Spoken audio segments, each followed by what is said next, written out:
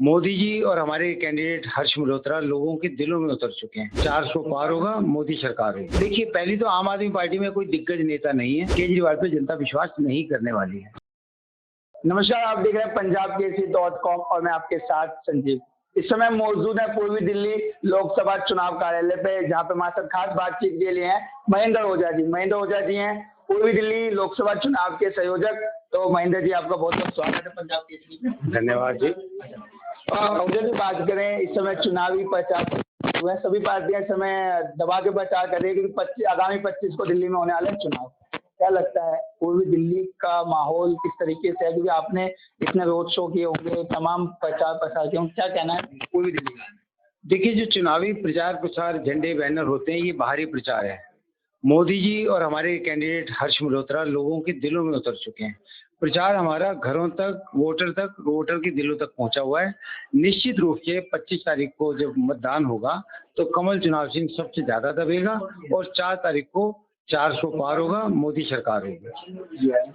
Sir, बात करें, इस समय आरोप प्रत्यारोप की राजनीति भी शुरू है। इस समय अरविंद केजरीवाल जमानत पे बाहर हैं और उन्होंने एक आरोप लगाया है भाजपा के ऊपर कि जो अच्छा काम करते हैं या फिर जो जनता के लिए काम करते हैं उसको भाजपा निशाने पर बनाते हैं।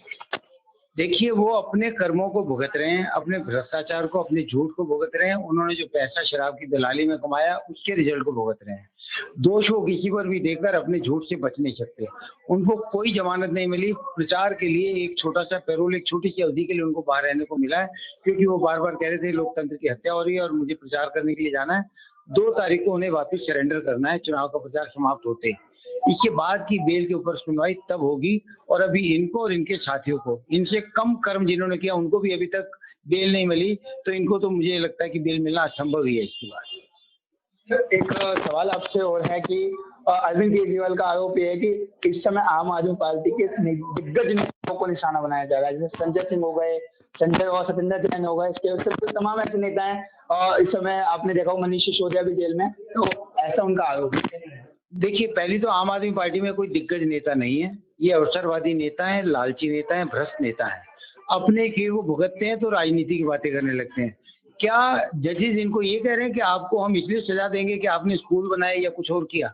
जजेज इनको सजा देंगे तो इनकी शराब की दलालियों में, शीश महल के घोटालों में, इनके ये कर्मों की सजा मिलेगी। इसका इस चीज से कोई ताल्लुक नहीं है कि इनकी परफॉर्मेंस कैसी थी। इनकी परफॉर्मेंस भी कोई खास अच्छी नहीं है, वो झूठी परफॉर्मेंस है। पर राजनीतिक बयानबाजी करने के लिए कुछ भी कहते हैं, क्योंकि इनकी गुडविल पूरी मिट्टी में मिल चुकी है। उसको बचाने के लिए भाजपा पे ये वाले इल्जाम लगाते हैं, लेकिन इसके बावजूद जनता सब समझती है इनके इल्जामों में कोई दम नहीं है। आपसे एक सवाल और रहने वाला है। जिस तरीके से आपने सुना होगा, विवेक कुमार का केस चल रहा है, जिसका आरोप है कि स्वाति मालीवाल के साथ उन्होंने मारपीट की है इस तरीके से। तो कल बीजेपी हेडक्वार्टर के पास उनका एक धरना प्रदर्शन रहा। अरविंद केजरीवाल समेत बड़े दिग्गज नेता उनके सामने रहे आम आदमी पार्टी के। तो उन्होंने वहां पे कहा कि इस समय वैभव कुमार के साथ साथ तमाम नेताओं को निशाना बनाया जा रहा है। आपका वैभव कुमार जो केस है उसके ऊपर क्या दृष्टि है? जी, किसी भी महिला के साथ मुख्यमंत्री के आवास पर ये दुर्व्यवहार होना, खास तौर पर उस महिला के साथ जो कि राज्यसभा की सांसद है। एक जगह आपका उस पर इतना भरोसा है कि आपकी पार्टी ने उसको राज्यसभा सांसद बनाया, और दूसरी जगह आप में इतनी बेशर्मी है कि उसी महिला को आपका पीए ड्राइंग रूम में लगातार उसके साथ मार पिटाई, दुर्व्यवहार, उसके ऊपर लाते घूंसे कर रहा है, और आपको ये शर्म भी नहीं है कि आप उसको बचाने के लिए आओ या तत्काल पुलिस बुलाओ।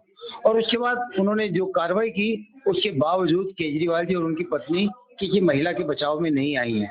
अब जहां तक रहा उनके पीए के अरेस्ट होने का, जो करेगा सो भरेगा। कानून अपना काम कर रहा है। इस देश में कानून का राज्य है, इस देश में संविधान चलता है। इस देश में बयानबाजी से संविधान को या कानून को या जो घटनाक्रम हुआ है उसको झूठे बयानों से बदला नहीं जा सकता है। क्या लगता है इन सारे मुद्दों को लेकर, वैभव कुमार का मुद्दा है, स्वाति मालीवाल का जो आरोप है, इससे आने वाले समय में कोई चुनावी प्रभाव पड़ेगा?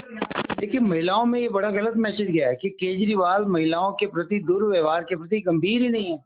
जो बच्चियों के साथ अगर कल को कुछ दुर्व्यवहार होगा तो ये क्या इनका कलेजा पसीजेगा, जब उनके घर में, उनकी आंखों के सामने, उनके कैमरों के सामने, उनके ड्राइंग रूम में एक महिला को पीटा जा रहा है और उन्होंने उसमें इंटरव्यू नहीं किया, उस महिला की सुरक्षा के लिए कोई काम आगे नहीं बढ़ाया, कोई कदम नहीं बढ़ाया। वो आम महिलाओं की सुरक्षा क्या करेंगे? महिलाओं में बड़ा गलत मैसेज गया है। समाज में लगातार ये भ्रम टूट रहा है कि केजरीवाल कुछ भी अच्छा कर सकते हैं। उनको लगता है कि केजरीवाल ने अपने झूठे बयानों से दिल्ली की जनता को ठगा है। अब दिल्ली की जनता का भ्रम पूरी तरह टूट गया है, मोह भंग हो चुका है। केजरीवाल अब 10 चेहरे बदल ले, केजरीवाल पे जनता विश्वास नहीं करने वाली है।